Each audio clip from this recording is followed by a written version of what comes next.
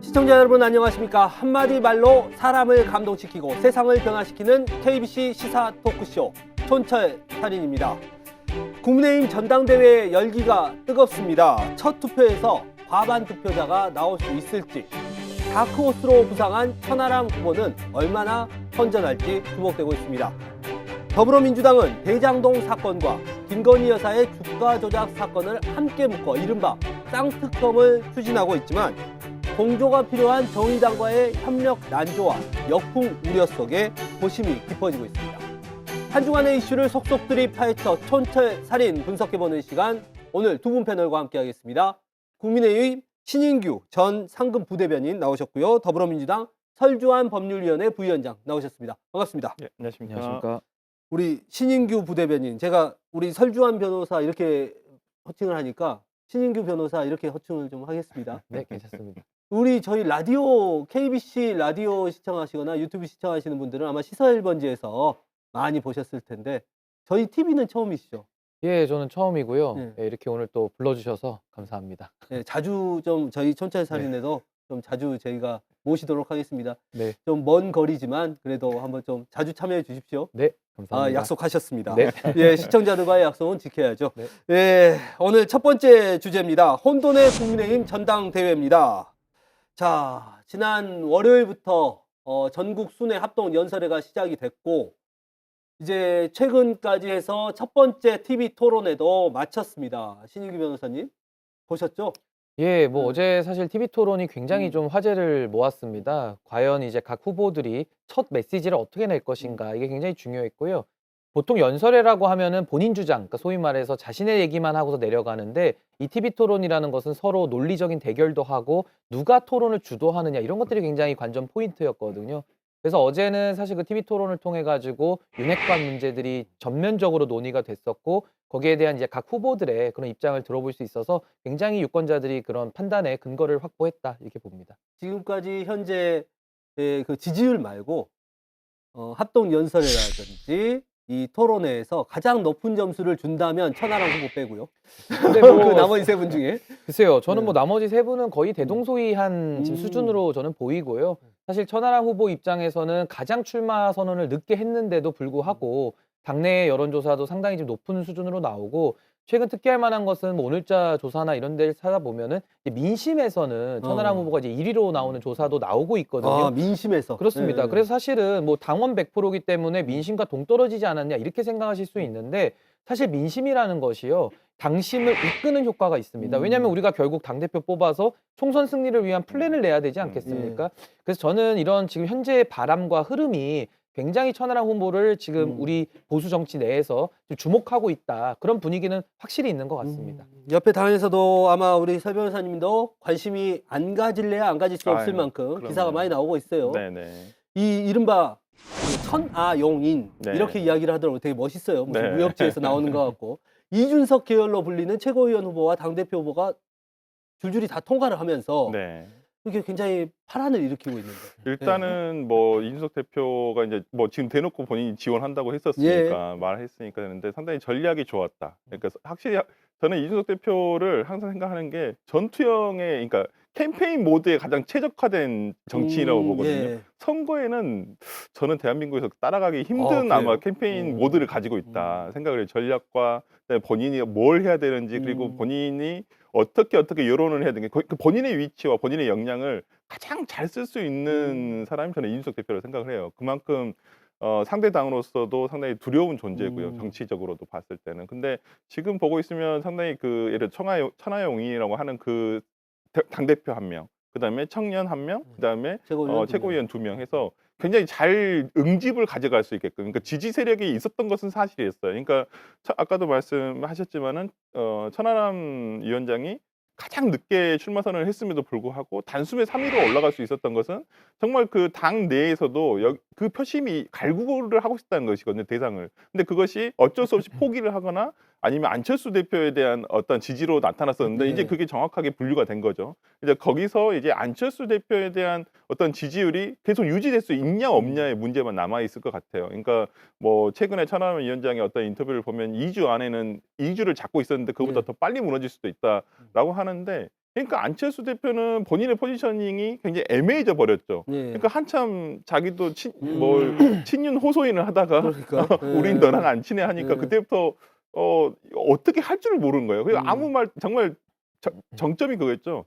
이진복 수석이 아무 말도 하지 않으면 아무 일도 일어나지 않을 것이다니까 아무 말도 안 하고 계시거든요. 예. 그렇기 때문에 저는 예를 들어서 그 지금 윤핵관에 대한 당내 저도 그 당원들이라고 하더라도 거기에 대한 반감은 충분히 있다고 봐요. 그러니까 그 민주당도 과거에 30만 정도의 당원을 가지고 있을 때는 당원과 민심이 괴리가 됐을 수도 예. 있었다고 봐요. 근데 지금은 권리당원만 100만은 120만이 되고 있거든요.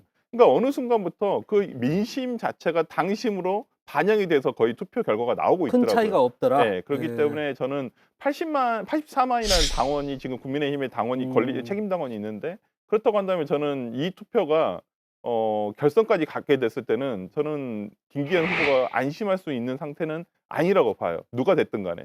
이번에 컷오프도 여론조사, 당원 여론조사로 한 거죠. 예, 책임당원 여론조사 6,000명 대상으로 했습니다.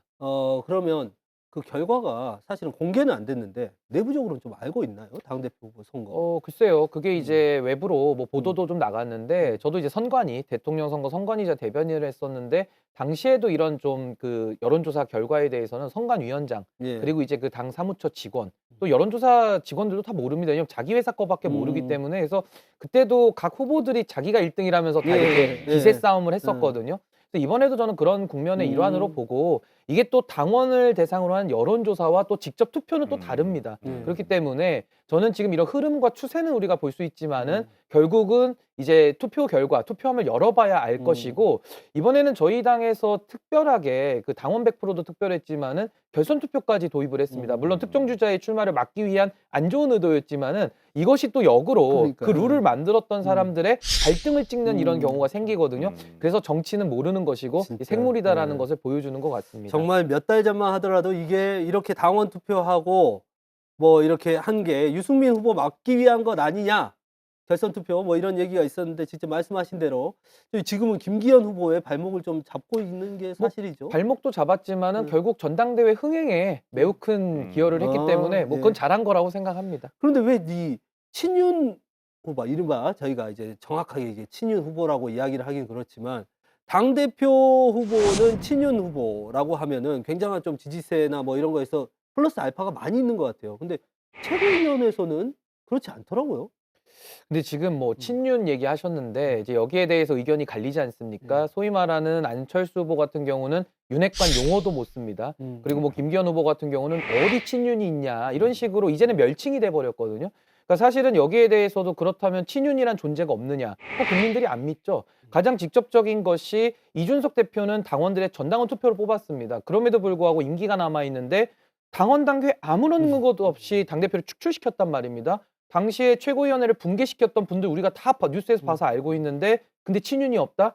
이런 식의 얘기는 통하지 않는 것 같고 아무래도 이제 그 친윤 후보들이 아무래도 대통령실과의 관계와 호흡을 강조하면서 본인들이 굉장히 조금은 처음에 기세가 좀 올랐었는데 결국 당원들이 현명하시거든요. 이것이 과연 친윤 일색으로 된 당 그리고 당이 잘못된 일을 해도 오히려 잘했다고 박수치는 당에 대해서는 미래가 없다. 그리고 이러려고 정권 교체한 거냐라는 회의감이 들면서 오히려 저는 그분들이 역풍을 맞았다. 그래서 오히려 천하 용인이라고 하는 특히 최고위원회에서는 김용태, 허은하 후보가 두 분이 이제 올라가면서 이제 굉장히 최고위원 이제 선거도 알 수 없는 혼전의 양상으로 가고 있다 이렇게 봅니다.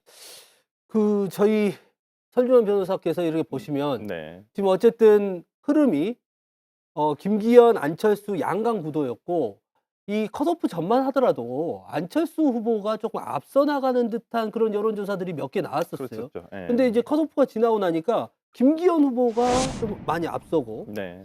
또 이 말씀하신 저희가 이제 다크호스라고 부르는 천하람 후보는 사실은 어떤 여론조사에서 당원들만 해가지고 어떤 2위로 치고 오른다거나 이런 건 없어요 또.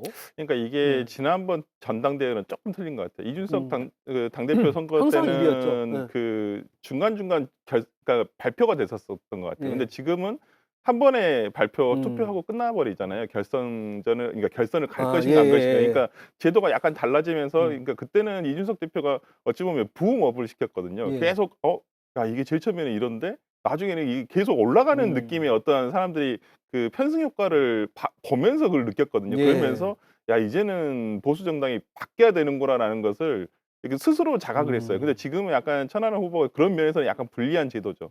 그러니까 뭔가 지금 제가 봤을 때는 붐업이 되고 있어요.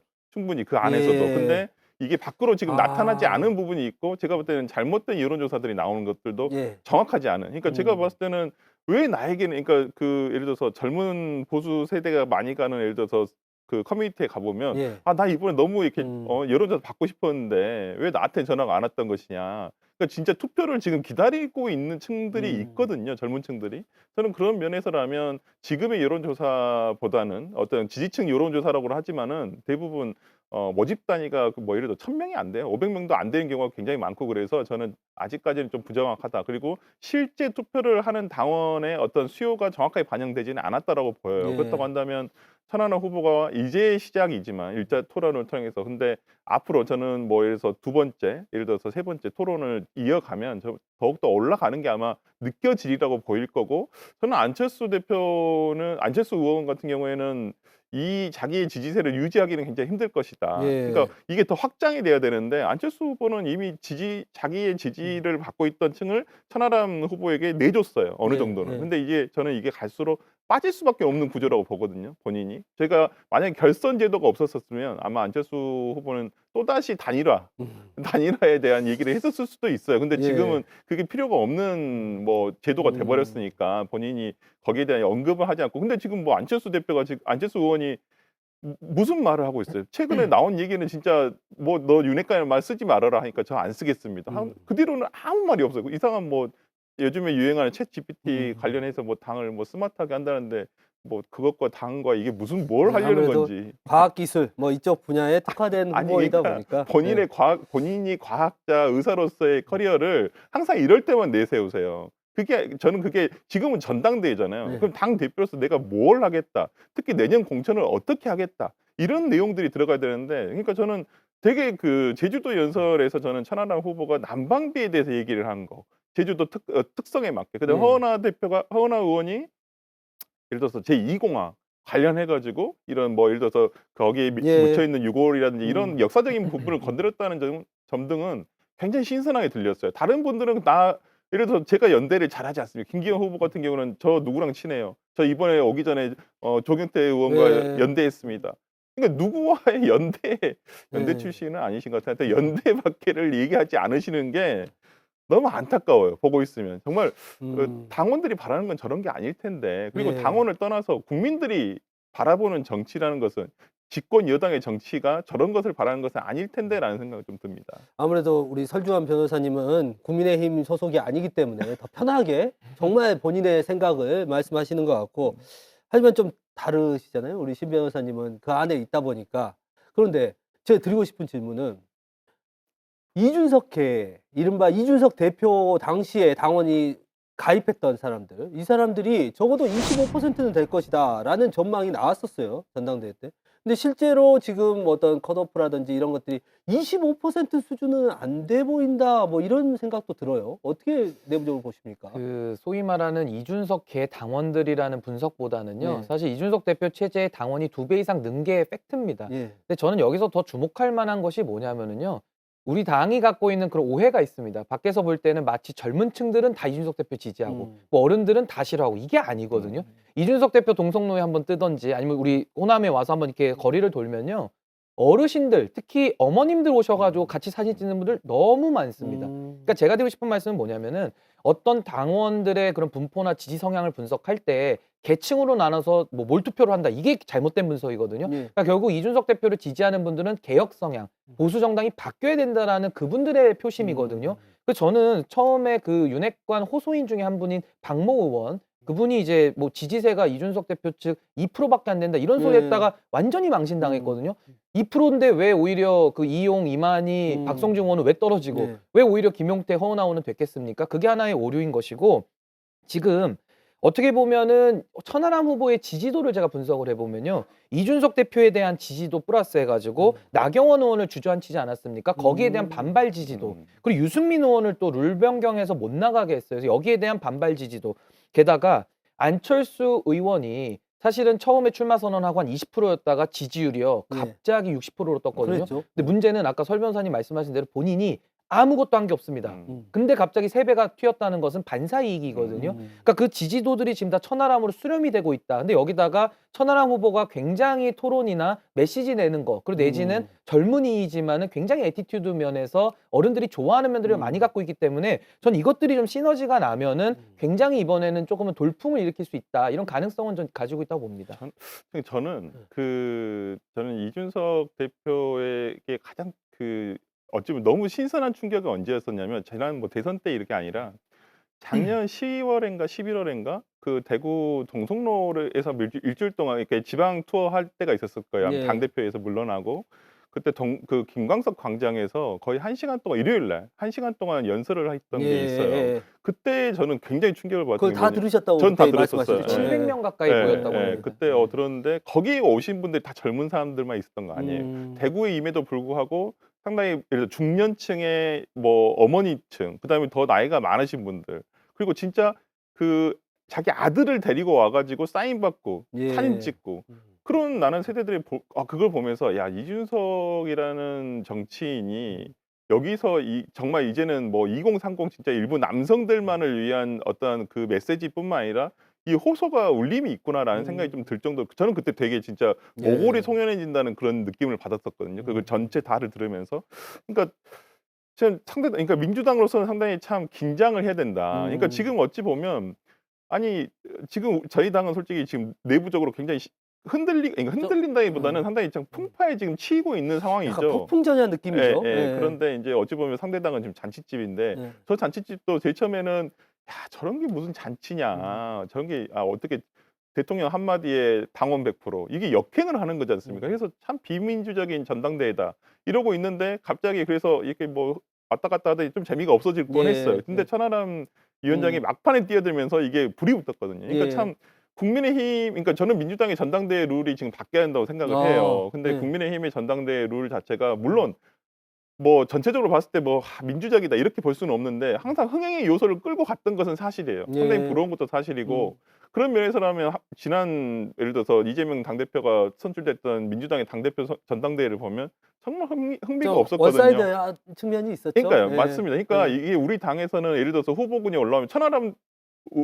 위원장이 아마 우리 당 민주당 같았으면 중앙위원회 컷오프가 됐을 거예요. 아마 그러니까 예를 들어서 기탁금을 내고 등록을 한다 손 치더라도 그냥 중앙위원회 100% 당원의 마음이 있는 게 아니라 중앙위원회라는 대의원들이 와가지고 너는 안 돼 하면 아예 선거에 들어오질 못하거든요. 그렇다고 한다면 저는 지금 국민의힘이 가지고 있는 룰의 엉성함인데 오히려 룰이 액티브하게 예. 만들어버리는 그게 예. 있거든요. 저는 그렇다고 한다면 민주당도 이번에 뭐 국민의힘 전당대회 보면서 뭐 비판할 건 비판하지만은 저렇게 왜 저렇게 국민들이 관심을 가지는지 언론에서 관심을 가지는지에 대해서 좀 수용을 할 줄도 알아야 된다라고 생각을 합니다. 아마 이제 조금 제가 이제 밖에서 보면 조금 이른바 비토 세력이라고 해야 되나요? 네. 아니면 비판 세력이라고 해야 되나요? 이 비판 세력이 좀 커 있는 그런 조직이 아무래도 민주주의 사회에서는 조금 더 활발하고 네. 조금 더 좀 시끄러워 보이기도 하지만 또 발전 가능성이 있지 않을까 싶기도 하고 이 마지막 포인트로 좀 넘어가서 우리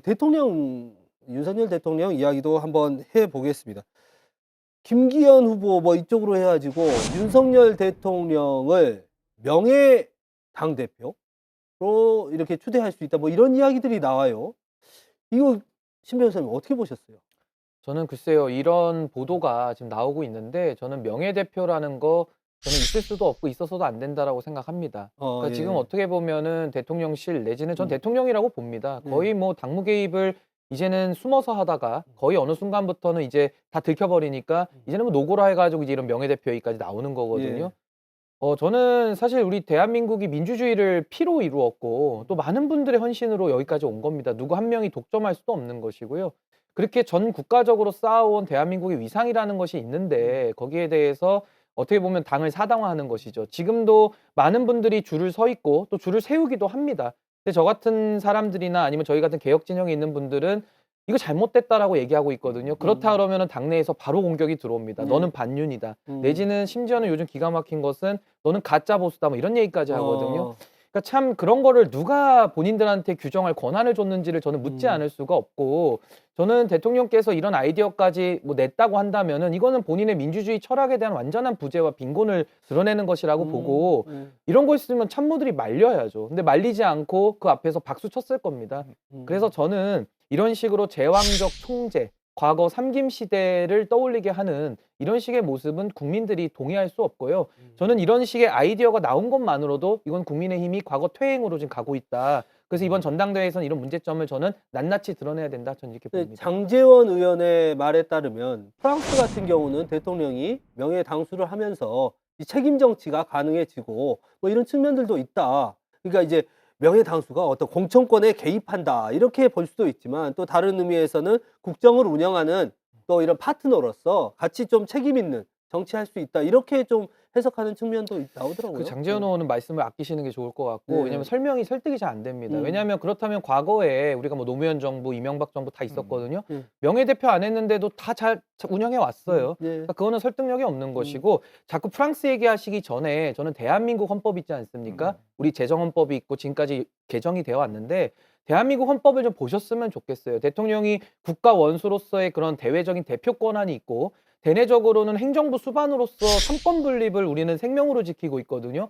그럼에도 불구하고 정당이라는 그 어떻게 보면 입법부를 구성하고 또 공직의 추천권을 가지는 정당, 이 헌법기관이거든요. 정당을 사당화하겠다? 그건 정당화될 수 없는 겁니다. 그리고 그렇게 됐을 때는 다 국정 운영이 마비가 되거든요. 그렇다면 대통령이 입법부도 가지고 이제 행정부도 가지고 또 사법부도 추천 권한까지 있어요. 그렇다면은 사실상 내용상으로는 그러면은 1인 지배 체제로 다 가는 거거든요. 네. 저는 그런 거를 프랑스 헌법 들이대 가지고 정당화하려는 것은 국민을 우습게 하는 것이다. 저는 그렇게 생각합니다.